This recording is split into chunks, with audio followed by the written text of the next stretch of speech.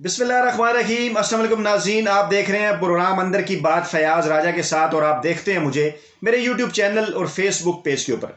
दोस्तों, पाकिस्तान में होने वाले इंतखबात और उन इंतखबात के ऊपर धांधलियों के इल्ज़ामात के हवाले से ये वीडियो इंतहाई अहम है। ज़िमनी इंतखबात भी हो रहे हैं, उनके अंदर धांधली के इल्ज़ामात भी लग रहे हैं। लोग कह रहे हैं हमारी मकबूलियत में इजाफा हो रहा है, किसी के मुतालिक कहा जा रहा है उसकी मकबूलियत में कमी हो रही है। हालांकि ज़िमनी इंतखबात का और आम इंतखबात का एक अलहदा माहौल होता है। दोनों के माहौल का आपस में कंपैरेटिव एनालिसिस उस तरह से नहीं किया जा सकता। और अल्हम्दुलिल्लाह मैं अपनी कई वीडियोज़ में आपको यह बात बता चुका हूँ कि 1997 से लेकर 2018 के जितने इंतखबात हैं वो फील्ड के अंदर कवर करने की वजह से कुछ मेरी ऑब्जर्वेशंस हैं।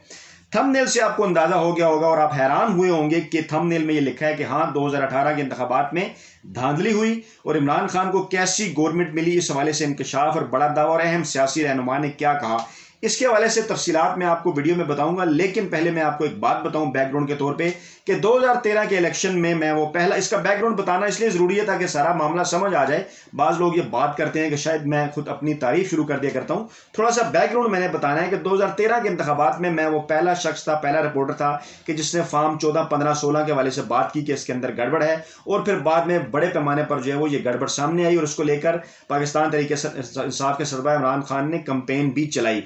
2018 के इंतखाबात के हवाले से भी जब बातें हुई तो मैं एक डिफरेंट बात कर रहा था उस वक्त अपने करीबी लोगों से, अपने दोस्तों से।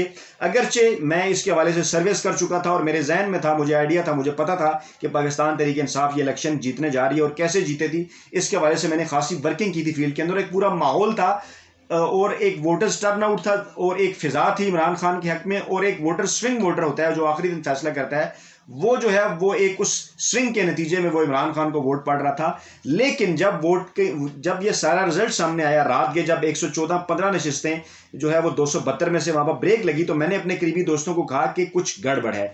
और उसके बाद मैंने पहली दफा ये बात की अपने दोस्तों से कि हाँ, 2018 के इंतखाबात में गड़बड़ हुई, लेकिन वो गड़बड़ इमरान खान के हक में नहीं बल्कि इमरान खान के खिलाफ हुई। इमरान खान के खिलाफ सेंट्रल पंजाब की बाज डिवीजन, बाज डिस्ट्रिक्ट के अंदर जो है वो धांधली हुई। और सच जो है वो नाजरीन कभी भी नहीं छुपता, सच हमेशा कभी ना कभी जो है वो सामने उसने आना होता है। ये मेरा ईमान है, वैसे तो मुसलमान हम सब का ईमान है। इसी हवाले से एक प्रोग्राम के अंदर एक इंकशाफ भी जो है वो सामने आया और मैं ये प्रूव करूंगा, मैं साबित करूंगा कि कैसे जो है वो 2018 के इलेक्शन के अंदर नवाज लीग के हक में जो है वो धांधली हुई और पाकिस्तान तहरीक इंसाफ के खिलाफ जो है वो धांधली हुई, पाकिस्तान तहरीक इंसाफ को उसका नुकसान हुआ। ये आप यूं सोच लीजिए कि थोड़ी देर के लिए फर्ज कर लीजिए कि पाकिस्तान तहरीक इंसाफ की नशिस्तें अगर आज 156 जो उसके पास नशिस्तें हैं, अगर इसमें से 20-25 नशिस्तें बढ़कर उसकी तादाद 175 से 80 हो जाती, इमरान खान के पास अगर सिंपल मेजॉरिटी होती, तो इमरान खान कैसे हुकूमत चला रहे होते। आज अगर इमरान खान 156 सीटों के बावजूद ना ही अपने इत्तेहादियों से, ना ही अपोजिशन से, ना ही मुल्की इदारों के अंदर मौजूद शरीफाना सरमायाकारी से ब्लैकमेल हो रहे हैं 156 सीटों के बावजूद, तो वो भला 180 सीटों के साथ कैसे ब्लैकमेल होते। पाकिस्तान के अंदर एक पूरी तारीख है कि कैसे एक पॉपुलर लीडर के पीछे किसी एक और सियासी जमात को लगा दिया जाता है। मेरी ऑब्जर्वेशन ये है, लोग इस हवाले से बात कर रहे थे और अब ये भी खुलना शुरू हो गया है। गुज़श्ता जो मुलाकात हुई आर्मी चीफ के साथ साथियों की, उसमें यह बताया गया कि टीएलपी मुस्लिम लीग नवाज ने बनाई थी।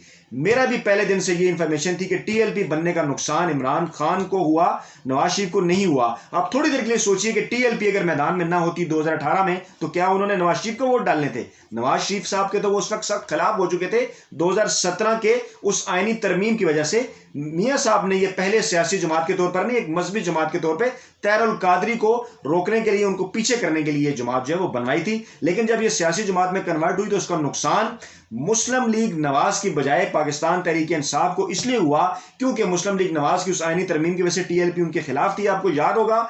और अगर टीएलपी मैदान में ना होती तो वो सारा वोट, जाहिर सी बात है, नवाज शरीफ की मुखालफत में किसको पड़ना था? उनके मुखालिफ थे सिर्फ इमरान खान।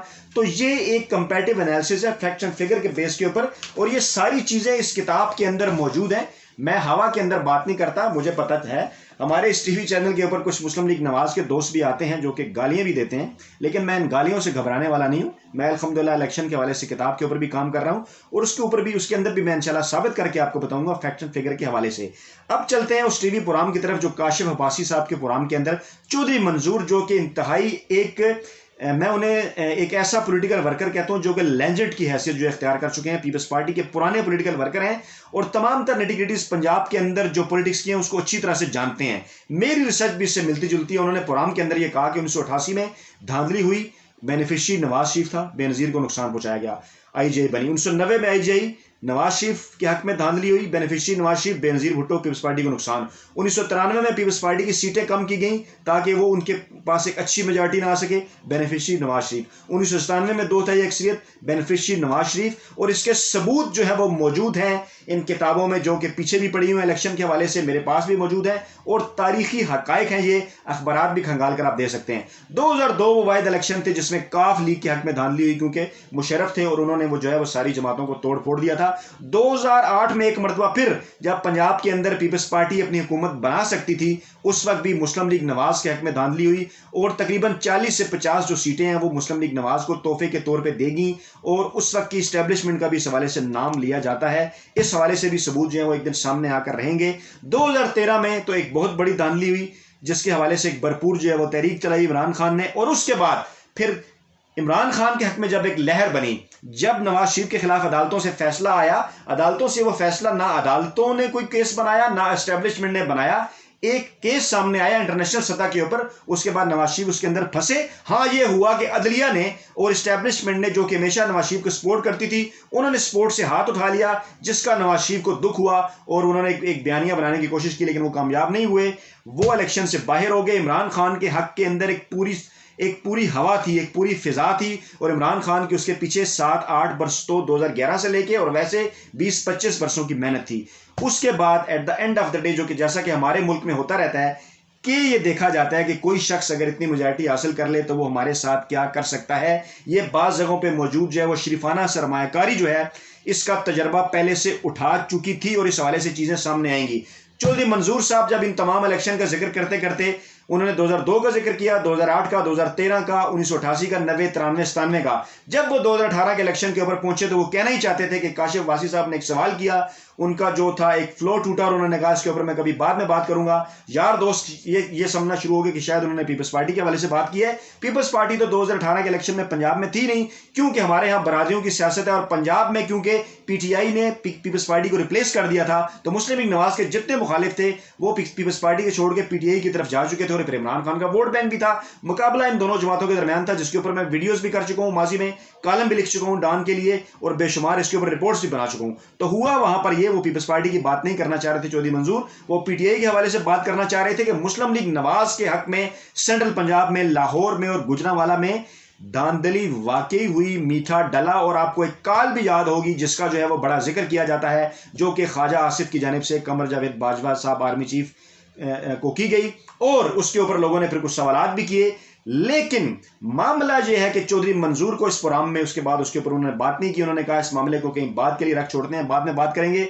लेकिन मेरी वो थ्योरी जो मैं पेश करता रहूं इसमें प्रैक्टिकल अप्रोच के साथ, वो यहां पर बिल्कुल दुरुस्त साबित होती है कि इमरान खान को बैसाखियों के साथ एक हुकूमत जो है वो दी गई। आखिरी वक्त में ऊपर इमरान खान का जो मैंडेट था वो कुछ इस तरीके से बाज़ जगहों से कुछ ऐसी शरीफाना सरमाकारी, मैं इदारों की बात नहीं कर रहा, इदारों के अंदर मौजूद शरीफाना सरमाकारी की वजह से, मैंने आपको बताया कि इदारों के अंदर शरीफाना सरमाकारी मौजूद है। जो लोग मुझे देखते हैं उनको शरीफाना सरमाकारी की टर्म अच्छी तरह पता है और इदारों के अंदर मौजूद सिस्टम, मैं एक लफ्ज़ इस्तेमाल करता हूं, उस सिस्टम ने जो कि आज भी इमरान खान को काम नहीं करने दे रहा, उसी सिस्टम की वजह से इमरान खान की 20 से 25 जो नशिस्तें हैं वो कम हुई। उनके पास एक बैसाखी ज़्यादा हुकूमत आई और उसके बाद फिर आपने देखा कि जिस माफिया के ऊपर उन्होंने हाथ डाला, किस तरह के से उनको जो है वो ना सिर्फ उस माफिया ने बल्कि अपने इत्तेहादियों ने, पार्टी में बाज़ लोगों ने, इदारों के अंदर मौजूद शरीफाना सरमाकारी ने, हर जगह से जो है वो उनके खिलाफ जो है वो उनको जो ब्लैकमेल करने की कोशिश की गई। तो मतमे नज़र मेरा इस वीडियो का ये है, जो आज की आवाज़ है, जो आज का सबसे बड़ा काम है वो यही है कि इंतखाबी इस्लाहात जो हैं वो होनी चाहिए, बायोमेट्रिक्स पे जाना चाहिए, इलेक्ट्रॉनिक वोटिंग मशीन की तरफ जाना चाहिए, ओवरसीज पाकिस्तानीज़ को वोट का हक मिलना चाहिए। और ज़िमनी इंतखाबात के इन इलेक्शन को देखकर जो सियासी जमातें ये शोर कर रही हैं कि शायद पाकिस्तान तहरीक इंसाफ ख़त्म हो रही है, वो शायद एमकों की जन्नत में रहते हैं, उनको इस बात का अंदाज़ा ही नहीं है कि इंतखाबी माहौल क्या हुआ करता है। और इमरान खान जब ये जो है वजारत उस्मा जब उसके पास नहीं होगी और जब फिर वो हलकों के अंदर जाएगा तो उसको इमरान खान को अवाम कैसे वेलकम करती है, ये एक बाकायदा पूरी तारीख है। और अगर अब इमरान खान जो है वो इलेक्शन से पहले कराची जा सकते या खुशाब जा सकते, अगर उनके ऊपर इलेक्शन कमीशन की पाबंदी ना होती, तो फिर यकीनन आप देखते कि कैसे जो है वो आपको यहाँ पर नताइज मुख्तलिफ नजर आते। अपनी दुआओं में याद रखिएगा। वीडियो के कमेंट बॉक्स में फीडबैक अपना जरूर दीजिएगा। नई वीडियो के साथ जल्द आप खिदमत में हाजिर होऊंगा। अल्लाह हाफिज़।